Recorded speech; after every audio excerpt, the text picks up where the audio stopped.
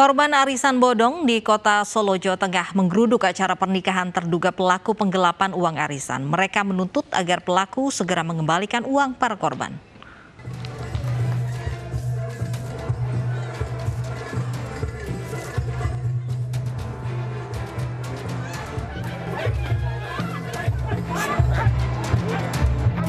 Keributan terjadi di lokasi resepsi pernikahan saat para korban arisan bodong mendatangi hajatan pelaku di kawasan Serut, Kelurahan Mojosongo, Kecamatan Jebres, Solo, Jawa Tengah. Membawa karangan bunga, mereka meminta pertanggungjawaban terduga pelaku yang tengah melangsungkan pernikahan. Tindakan para korban ini pun memicu emosi keluarga besar terduga pelaku. Pertamanya lancar Mas, cuman terakhir itu 13 April kayaknya itu mulai meledosnya di situ. Jadi aku stuck total 2 minggu, nilainya kan 161 juta. Cuman pas nemuin aku dia masih sempat kembaliin 14 juta. Setelah itu nggak ada konfirmasi sampai sekarang. Makanya saya datang ke nikahannya Mbak Judas ini. Mau nagih hutangnya dia, arisan itu kan aku membernya dia. Aku kan kena dia, ikut arisan dia sama lelang. Kalau lelang itu jumlahnya sekitar 25 jutaan. 25 juta itu harusnya lunas tanggal 30 April. Sudah ada perjanjian tapi sampai sekarang dia sudah dihubungi sama belum ada uang masuk dari saya, dari dia ke saya.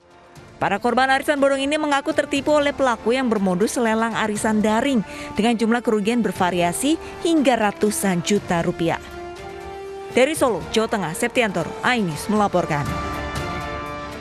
Seorang balita di Tegal, Jawa Tengah berperilaku tak lazim. Ia kerap memakan tanah dan pasir hingga tembok yang lapuk.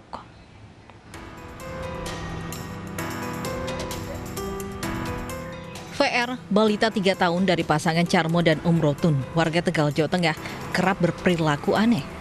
Hampir setiap hari ia bermain di tanah lapang sambil memakan tanah dan pasir. Balita ini bahkan kerap memakan rontokan tembok yang lapuk. Perilaku tak wajar tersebut terjadi sejak dirinya berusia 1,5 tahun. Ibunya memergoki VR tengah memasukkan tanah ke dalam mulutnya. Jika dilarang, VR pun menangis kencang.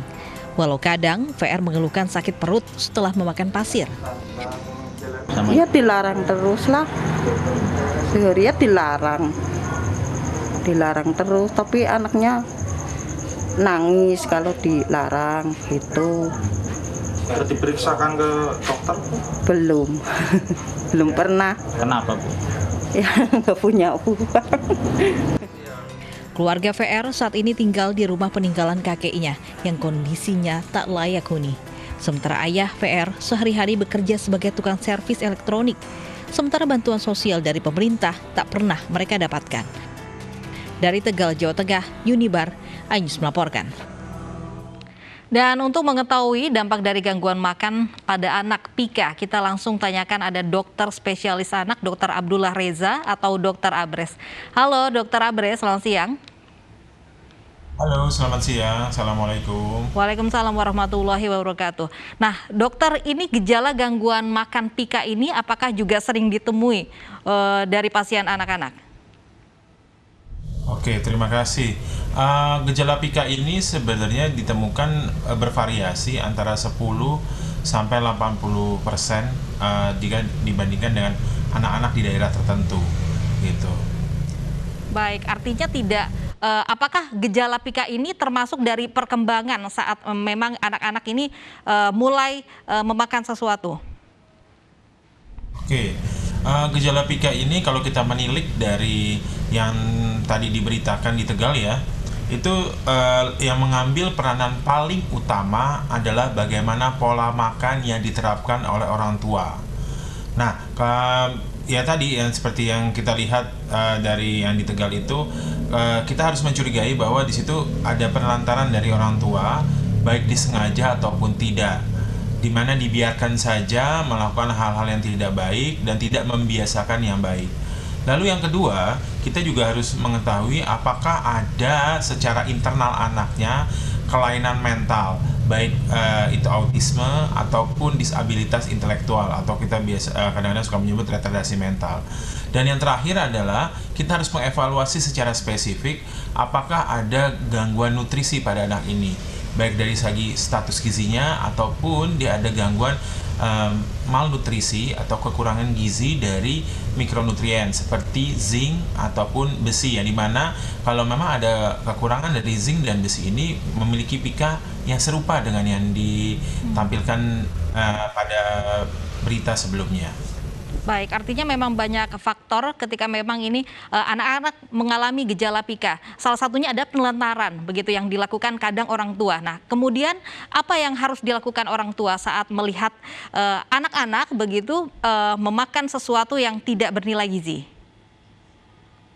Oke, sebelum kita ngomong untuk orang tuanya, mungkin yang perlu segera dilakukan adalah perhatian dan juga kunjungan dari puskesmas minimal setempat ke tempat anak tersebut, ya. Untuk satu, ya tentunya di orang tuanya itu dilakukan penilaian apakah ini suatu ada penelantaran atau tidak. Terus yang kedua adalah kalau memang orang tua merasa ilmunya kurang, ya kita wajib untuk memberikan edukasi bagaimana memberikan makan yang baik, ya, dimana dari segi makronutrien dan mikronutrien. Lalu yang ketiga adalah tentunya orang tua itu yang tadi saya bilang harus membiasakan kebaikan, bukan membaikkan kebiasaan. Jadi yaitu orang tuanya harus tega gitu ya. Ini sama aja kayak anaknya pengen ke jurang. Kalau nggak ditahan, nangis gede-gedenya, ya sampai gloso-gloso. Apakah akan dilanjutkan, dibiarkan dia ke jurang, gitu kan? Nah ini yang harus benar-benar diperhatikan oleh orang tua.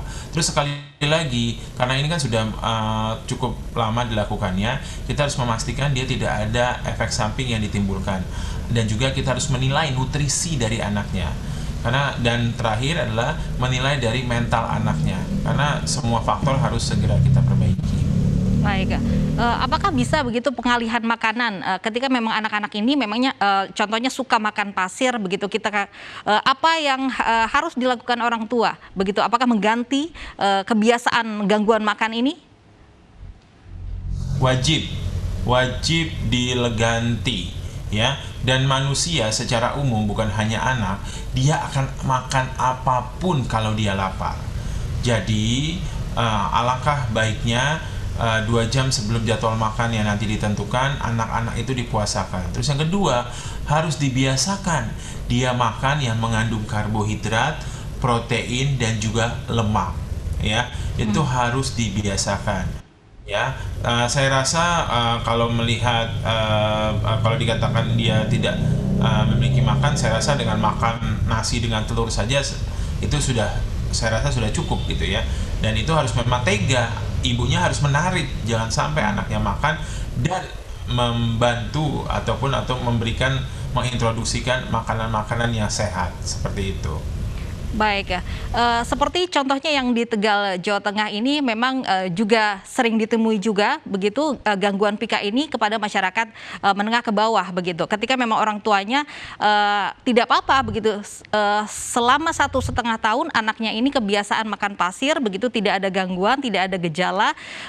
Bagaimana begitu edukasi kepada para orang tua ini agar mengantisipasi gejala pika pada anak? Ya, pada prinsipnya anak itu membutuhkan karbohidrat, protein, lemak, dan beberapa mikronutrisi, vitamin dan mineral. Pada pasir ataupun pada tembok ataupun pada tanah liat itu zat-zat makronutrisi utama yaitu karbohidrat, protein, dan lemak itu tidak ada. Itu dulu jadi pegangan kita, ya. Sedangkan kenyang atau tidak kan masalah volume. Jadi kalau pasirnya masuk, dia memenuhi dari lambung, ya dia akan kenyang. Tapi kalau saya suka ngasih istilah itu kenyang bohong gitu, ya. Jadi dia kenyang, tapi tidak ada zat-zat gizi yang dapat digunakan untuk tumbuh kembangnya. Jadi wajib orang tuanya diberikan pengetahuan gizi dulu. Dan yang kedua, kalau untuk kasus itu sebagai tambahan, kita harus mengevaluasi kondisi anaknya. Saya berharap sekali dinas kesehatan setempat ataupun puskesmas setempat dapat membantu menarik anak itu dan melakukan pemeriksaan lebih lanjut. Saya rasa pasti ada program itu. Baik, terima kasih atas informasinya, dokter spesialis anak, Dr. Abdullah Reza sudah bergabung bersama kami di iNews Siang. Pemirsa, PIKA adalah salah satu jenis gangguan pola makan di mana penderitanya mengkonsumsi bahan-bahan yang tidak memiliki nilai gizi. Gangguan makan ini bisa terjadi pada siapa saja, namun paling sering dialami oleh anak-anak.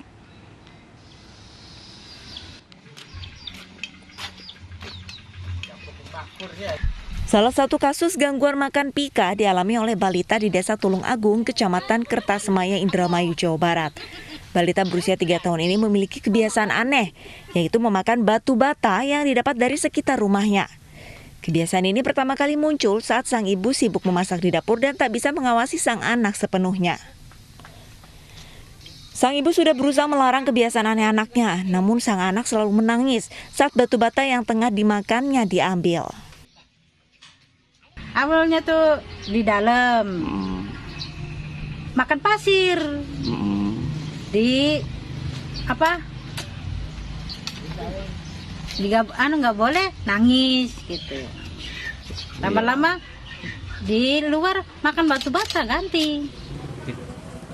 Kasus serupa juga terjadi di Tapanuli Selatan, Sumatera Utara. 2 kakak beradik berusia 9 tahun dan 4 tahun ini juga memiliki kebiasaan aneh, yaitu memakan sabun. Akibat mengonsumsi sabun selama 1 tahun terakhir, keduanya pun mulai merasakan sakit. Kedua anak ini harus bolak-balik ke puskesmas setempat untuk mendapatkan obat dan asupan gizi. Kebiasaan aneh ini bermula karena kurangnya makanan di rumah mereka. Kedua anak ini hanya tinggal bersama sang nenek yang tidak bekerja. Sementara sang anak yang berusia 9 tahun bekerja sebagai tukang cuci. Ia sering mengajak adiknya untuk menemani dan sisa sabun cuci ini kemudian dikonsumsi hingga membuat keduanya ketagihan. Tim Liputan, iNews melaporkan. Hari terakhir pemberlakuan PPKM level 3, kondisi lalu lintas di ibu kota kembali macet. Usai jeda selengkapnya di iNews Siang.